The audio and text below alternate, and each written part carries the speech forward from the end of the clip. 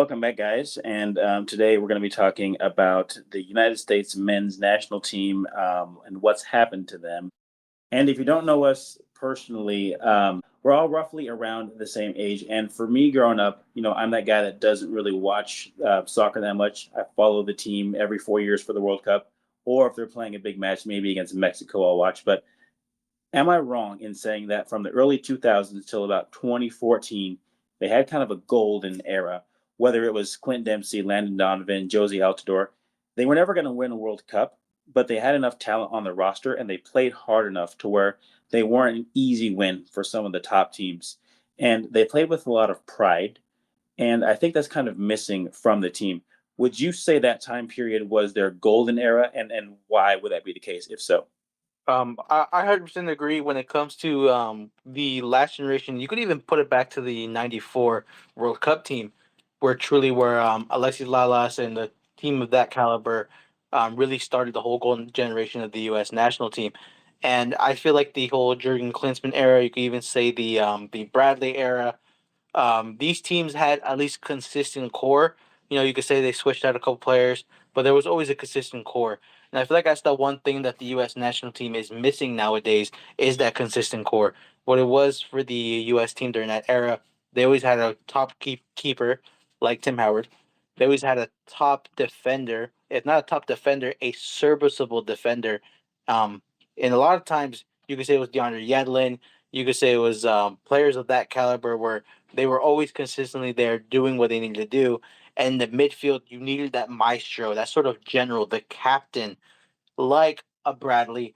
You can even say like when Dempsey was playing further back, somebody like that who could literally be consistent and make sure the players who are not playing or are who are actually are playing, but they're not pulling their weight, he's the one that actually command there. And of course up front, you need that striker. You need that offensive weapon that is also consistent and gives passion and is willing to play 100% of the times. You have no idea how many times I have seen a report that Pulisic or that Tillman or it's some other big player the U.S. national team has is not playing because they don't want to play. They're too tired. Like they don't want to be taken away from club football. No, you are playing for the U.S. national team, especially Christian Pulisic. You're supposed to be Captain America. You're supposed to be the man that's supposed to be the one taking the team forward. If you are not playing and if you're not setting that standard, when the national team calls me, I am there 100% of the time. Other players gonna be like, you know what? It's a friendly match. I don't need that. I'm gonna take a step back. No, that is not the way that the U.S. national team should work, and it wasn't like that. When you get called up, it was an honor. It was a badge on you could take on and show that I am the best. I am representing my country, and that's the one thing I did not see. And especially you could talk about what's been going on recently with a lot of these players. They're not taking the national team as a sort of privilege. They're taking it as like, oh, I deserve it. You don't deserve anything. You clearly don't, because if you're not putting that sort of emotion and that effort when you do put on the stars and stripes, then you don't deserve to be called up. For me, that is what is lacking when it comes to U.S. national team compared to the national team before, where they actually had all of the things that they needed. They needed that core, and they don't have the people that actually put on the pressure in order to fully maximize this team. Because honestly, these players are probably better when it comes to conditioning and training, but you don't got that passion, don't got that heart, you don't have the consistency. No, the problem is that the coach, he's the head coach, and he has to talk with those players and say, if you don't come to the team, to the U.S. team, sorry, but there's other players, you're going to get kicked off of the team. That's the problem of the coaches. That what Mexico's coach is doing is that if you don't want to join the national team, that means you don't have no prize. Sorry, I'm not going to call you anymore. That's what the U.S. need to do. Juan, would you agree that that previous generation was the golden one? Yes. In 2002, they defeated Mexico, and I feel like they went to quarterfinal. And for me, they would have made it to the semifinal in 2002. That was South Korea, wasn't it? Yeah. And there's I know 2006 was a fumble, like they didn't compete it that well, but in 2010 and 14, one goal that they needed, they lost the game and they got kicked out, but still, this is that generation team was one of the best. Okay, so we're all on the same page because when I was doing my research for this podcast on the USMNT Reddit, they were saying the current one, the golden era, and I always assumed everyone thought that the previous one was the golden generation. You know, when it comes to that, the whole idea of this is being the golden generation, they put it more towards the talent that's in play. You know, you could say that during the whole 2014, back, I could say to 94, even 2002, for that World Cup, a lot of the players weren't like European quality players that weren't playing for the top teams. And you could say now that at least the headline players are playing for their top teams, like Christian Pulisic with AC Milan, Tillman, he's right now playing for PSV, formerly for Bayern. You could say like Weah currently playing for Marseille when it comes to Champions League football. A lot of these players are now playing with these top clubs. McKennie, he's now playing for Juventus. Tyler Adams is still with Bournemouth. But the players back then, even though they weren't playing at the top end, the top teams, I bet you if you put them a 1v1, both teams are playing against each other. I can guarantee you 9 times out of 10, the back then generation, the golden era we're talking about before 2014, those players would show more passion, more heart, and they would actually win compared to these teams. And I could go player by player to show you that, but I feel like it'd be too much, and we can carry on. Yeah, and then so the last question I had for you guys about the previous generation before we get to what's wrong with the current one is so it did seem like, I don't know the exact time period, but okay, let's just say 2002 up until fairly recently, like they were pretty competitive with Mexico, their main rival, and I think they even had more wins against Mexico than not over a certain period. I forget what it is. And I think that was because the players viewed it as a rivalry. And now when I'm watching them play Mexico over the last couple times, seems like the players do not care about it anymore. Am I wrong in saying that? Because they've gotten Mexico's kind of taken back control of the rivalry. Would you say that's a fair statement? It's a yes and no, and it's really just depends on who's playing. There is a lot of, you could say, consistency when it comes to the rivalry aspect. A lot of people, and this is one thing that's really an issue, and it's been an issue for years when it comes to the U.S. national team. When they're playing Mexico in the U.S., there is a guaranteed 60-40 at minimum Mexico fans compared to U.S. fans, and I feel like that's a huge thing, and it's a huge disadvantage. And I could give you an example currently. Um, I went to the Levi Stadium game, San Jose versus LAFC. There was a majority Korean fan base for one player, Heung-min Son, and they showed it at the game.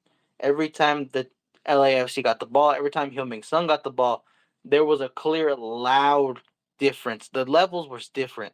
The way they celebrated, and I feel like that's a big thing when the U.S. national team are playing home games and they're being outshone by the away teams when it comes to fan base, atmosphere, and pressure, I feel like it's a big thing. And that's the one thing that sometimes it doesn't really feel like a rivalry because you're at home and you still feel like you're in a away game. And some players they shut down from that. They don't take it as a sort of badge of honor that you're basically going to the gates of hell to play this game. They'll take it as of, oh, what's the point? Every time I get the ball, and if I do mess up, I'm going to lose either way. So, and then in a way, it's a yes and no. Some players don't take it, some players do, but the majority of it, they don't take it that way.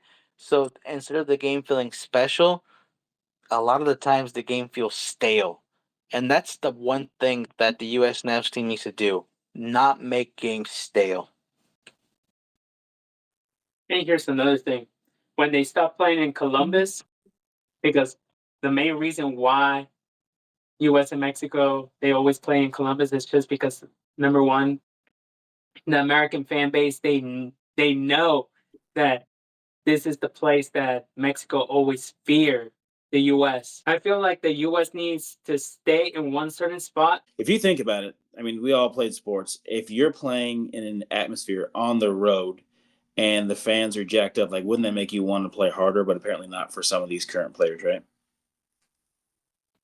No, yeah, 100%. And again, I've seen it where in a way of what Juan was talking about with the whole idea of Columbus, that is the one thing that the U.S. national team prided on. Every time we played on Columbus, we played in that stadium. The Mexico team would actually feel the pressure of the fans, would actually feel the atmosphere, and that's the one thing. And I can give you another example: Bolivia. Places like Bolivia, Ecuador, Peru, players who were high elevation. They would purposely play in a stadium with the highest elevation possible for the opposing team to then actually feel bad. They would need oxygen every time they hit the bench because that's how severe, that's how much of an advantage it is. That's the one thing the U.S. national team is now taking away from the sort of success they're going to have is that they've now swayed away. They've now gone away from this sort of traditional hallowed ground, and now they're playing in other stadiums where they don't have that advantage, and other national teams have taken advantage of that. I'll give you another example: USA versus Korea. It was 70% Korean fans, and the U.S. lost that game, and it showed. Like you walk out and you're like, I'm at home, I'm in the US, and you walk out and you just see a bunch of opposing fans, that will already hit you, like they'll already give you your confidence low. And a lot of these players, they don't have the experience because they don't want to play these games. So when they go into a hostile environment, they're gonna be flustered and not gonna know what to do. And guess what? The US national team is gonna suffer because of it. And then talking about the current players, when I was doing my research this morning, one thing that kind of struck me, and it's been in the headlines recently, like you don't have to do too much research to figure this out, was it seems like the current players are pretty coddled in, you know, what games they pick and choose to play in. But also, we have situations where players' parents are getting involved with, and they're chirping at the coach. And I saw in an interview, Alexi Lalas was talking about how, yes, U.S. soccer, it is a meritocracy, but it's also not. There's a lot of politics that go into it. Would you say that the coddling is an issue with the current players, and that are they also lacking a coach to rein the players in? 100%. And this is the one thing, and I'll tell you this from my experience. I am somebody who went through the system, played high school, sort of got scouted in high school in order to play sort of club football somewhere else. I'll tell you this right now. The one thing that's a big issue, and it's from the start, soccer in the US is an expensive business. If you do not have the capital, you have the hardest chance to actually make it in the US. And I feel like that's a big issue. A lot of these players who are making it into these leagues, especially the ones who are actually having the performances, anything to do, all of their stuff that's actually built in the US, they put much more money to actually get those services than other sports. And that's the reason that's a big issue when it comes to modern day US soccer. The prime athletes that these should be targeting in order to become some of the best teams in the world, they're being poached by other sports that are cheaper, that have a richer history, and are actually effective to the traits that these people have. Now, I'll give you an example. Imagine the way that LeBron James is built. Imagine that at a soccer field. Imagine he was breaded, created, and actually trained to be a soccer player. That'd be a huge ace in the U.S. national team. You even say like Tyreek Hill for football. His speed, the way that he's built. There's another player built almost exactly like him. His name is Adama Traore. He is fast. He is strong. The one thing that he can't do, he can't really score. But imagine if Tyreek Hill was molded to be a top winger who could score. Another big thing, and I feel like that's an issue when it comes to U.S. soccer. That if you build a sort of pampered lifestyle, and the idea that a parent is willing to pay thousands to for a possible career. Imagine when they make it to the big leagues, those parents will actually feel empowered to think, "Hey, I still got the power. I still have the money. Here, let me do this, let me do that." And I feel like that's a big issue that you have this sort of system that will give better advantages to a richer family, a richer person, rather than a person who can't afford it. And I'll tell you this from my personal experience. I could only go so far when it comes to the system in soccer because my family couldn't afford it. And that's the one thing that sadly, once I got scouted throughout high school, there's a rule that once you play academy football, and this is when I was playing in high school, once you play academy, you cannot play high school. So if I wanted to take the next leap, I would sacrifice a free spot that I could fight for in high school soccer to try to go academy, but the prices were way higher than you'd expect. For a season during that time, one of the academies was charging my family nearly $1,000, and I feel like that's out. Jeez. And I feel like that's outrageous for a possibility, and that's only for one season. A lot of these academies they play at least 2 to 3 seasons, at least a season per. You could say a season for fall, season of summer, season of spring. So you can only imagine how much money these families are trying to put into the system, and you could say the it's a bigger issue, and I feel like it's another issue we could talk about in the future. But I just want to say that for me, that is one of the huge issues that the U.S. soccer system has, and sadly, it's the reason why a lot of players who play for the U.S. national team that don't go through the U.S. system prosper more in the future because they were willing to take a better option rather than being here in the U.S. There's some players that they actually did all their soccer career outside of the U.S. because some of them they couldn't afford. They left the U.S. to go to Europe or to Mexico, and in these places they don't charge you. It's free, and that's why I forgot when Zlatan made this statement. He was like, "I don't know why the U.S. They allow parents to pay for their children to play soccer while in Europe it's free." I mean, And I feel like it's also a thing where we talk about that these parents then feel entitled at the next level, at the professional level. And sadly, the U.S. national team is a prime target. And what I mean by that is that they've been sort of in the limelight when it comes to parents, especially parents of former national team players who are former professionals who want to impose their own children into the system. And I feel like that's a bad thing. That's the one thing that the U.S. national team is sadly a victim, but I want to say a victim of their own incompetence. And there is a big sort of, you could say, issue that was brought up during the I believe it was a 2018 or 2022 World Cup. I forget which one it was. The Gio Reyna situation, 2022. the 2022 World Cup, and there is no, and I'm saying this for all sports, not just soccer. There is no way a parent, doesn't matter if it's a former player, there should be no right that a parent can impose a team, especially the national team, to force their son, daughter, whatever, to play a game, especially if they're not up to it, if they're not physically capable, and if it's a detriment to the team. And there are possibilities in other sports, but when it comes to the U.S. soccer, that one was a huge issue because of the things that allegedly happened afterwards. But for me, I feel like that's a one thing that should never happen. Doesn't matter if it's a U.S. sport, doesn't matter if it's U.S. soccer. Parents, especially former professionals, should know what to do and what not to do. You are no longer playing. You should be nowhere near the club unless you're hired to do so. And I feel like that's a big thing and it's something that sadly it may happen in the future still.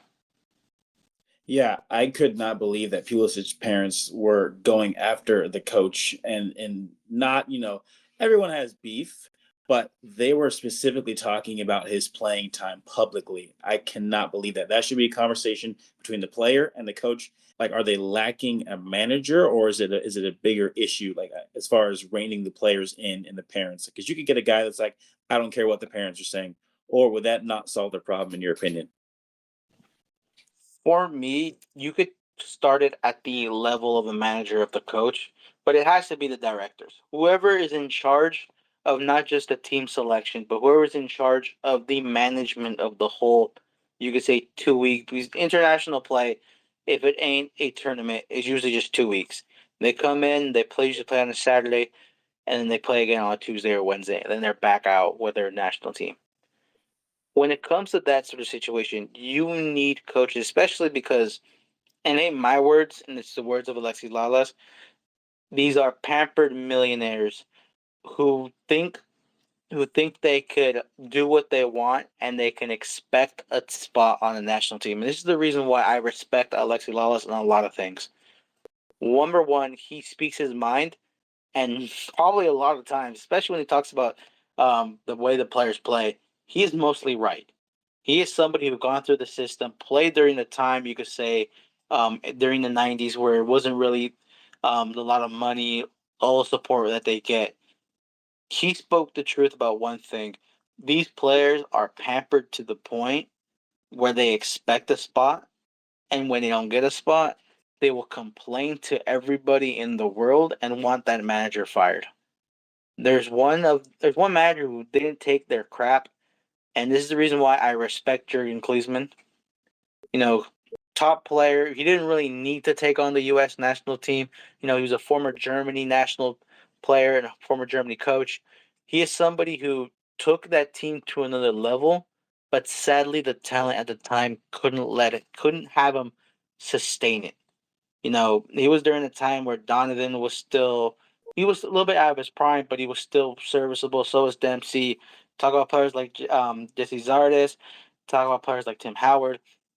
He was coaching those players to, and I'll tell you this, he led the U.S. national team to give tough games where Mexico was entering into their golden era in the modern times. And I feel like the coach they have now, Mauricio Pochettino, he is a coach who is good, but he hasn't won anything unless this team was perfect. And what I mean by that is that when he was coaching, the one thing they always said about him is that his tactics weren't good enough when his back was against the wall. And for the U.S. national team, when you leave the CONCACAF system, when you leave playing against teams like Canada, Cuba, Jamaica, when you're going against Germany, I don't think I have the confidence that he has the tactical brilliance in order to outwit a team like that, especially with the players we have today.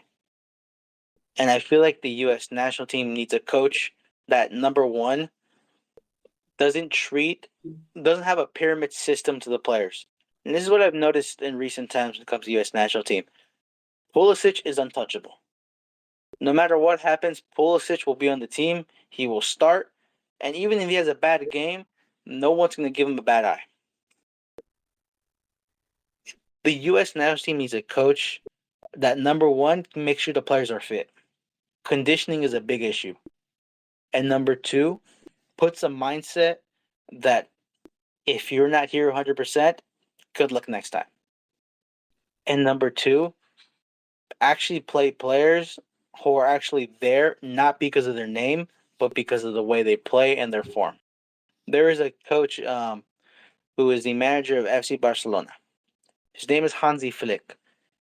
His motto is always conditioning, and if you're late to practice or even late to the game, it doesn't matter if it's by a second, you are benched. Even if you're the best player on the team, you get benched. And he instilled a sort of culture when it comes to Barcelona that they're now probably the best team in the world.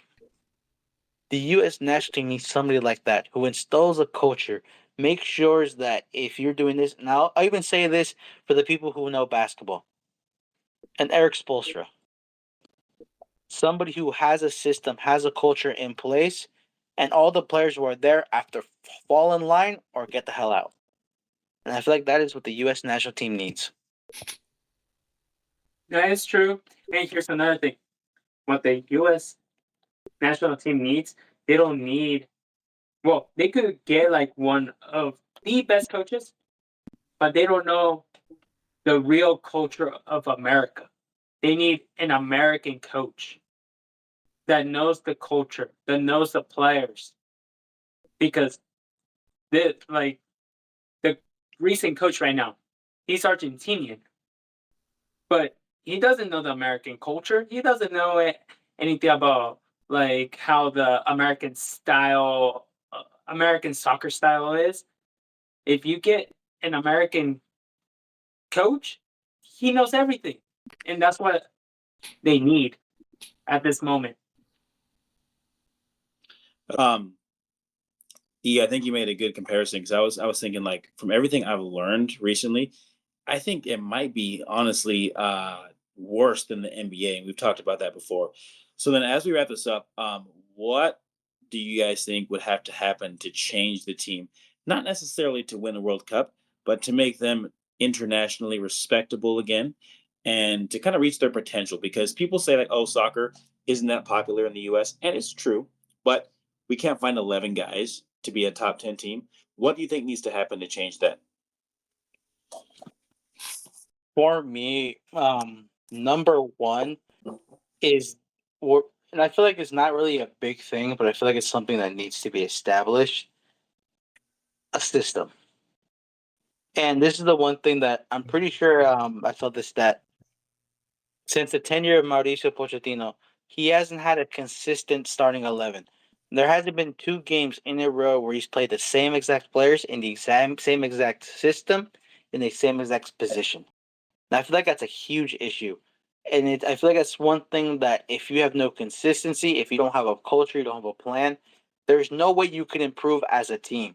And again, a lot of these times where you're playing international football, you have 2 weeks, 2 weeks to practice, 2 weeks to play, 2 weeks to have a team gel together. And in those 2 weeks, then you have about a month or two to then you could do it again for another 2 weeks. And I feel like that is the one thing that if we're gonna keep Mauricio Pochettino for this 2026 World Cup, you need to have a consistent players that are going to be played. The only excuse you need to have if they're not playing is one, they're suspended, or two, they're injured. If that is not the deal, every single player that you hope is going to play in the 2026 World Cup needs to be there and needs to be playing. Or else, what's the point? If you do not have a team that you're going to trust that was going to play, and again, technically, we have less than a year. We have less than a year to field a 2026 home World Cup team. How do you not have already a team established? A team that you have consistently play? That's the one thing I feel like could change for now.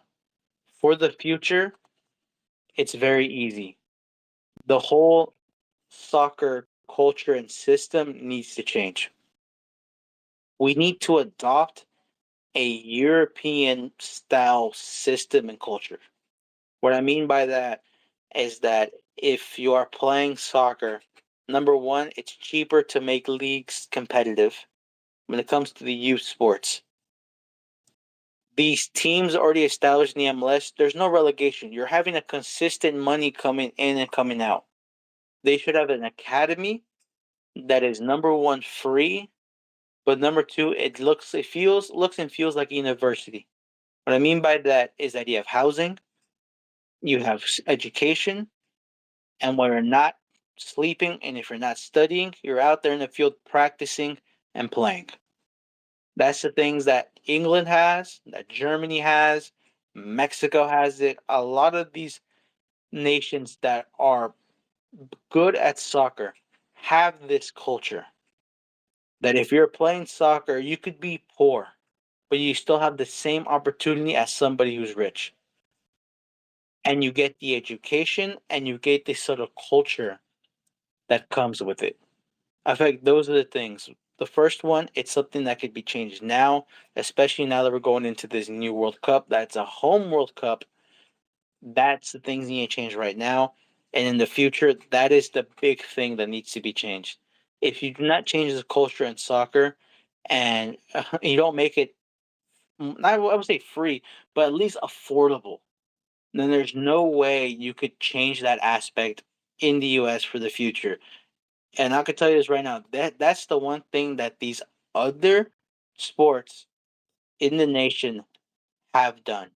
The only exception is hockey, but I'll be honest with you, that is a huge exception. Because football, they realized it, they've made things more cheaper, especially for soccer, where the only thing you really need is a soccer ball and cleats and probably little shin pads. You don't need a helmet and everything, but yet it's much cheaper. Basketball realized this since the beginning. It's the reason why they're very affordable too. And it's the one thing that could change US soccer for the future is make it more affordable. Or else, and this is the one thing they don't realize, and especially for Mexican Americans, a lot of them prefer to play in Mexico and for Mexico because they feel more attached to their culture. And the second thing, it became affordable for them to do so.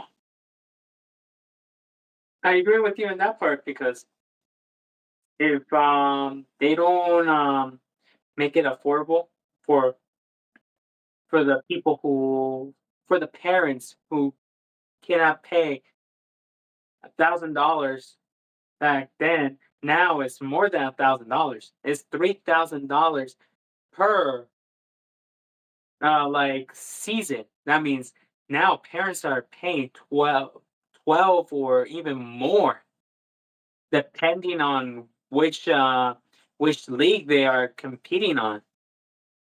And I feel like I I feel like some of those players, the only thing they're gonna do is play other sports, and if not other sports, they're just gonna leave to another place to play soccer and hopefully have a good education because in some parts of Europe they pay for your education.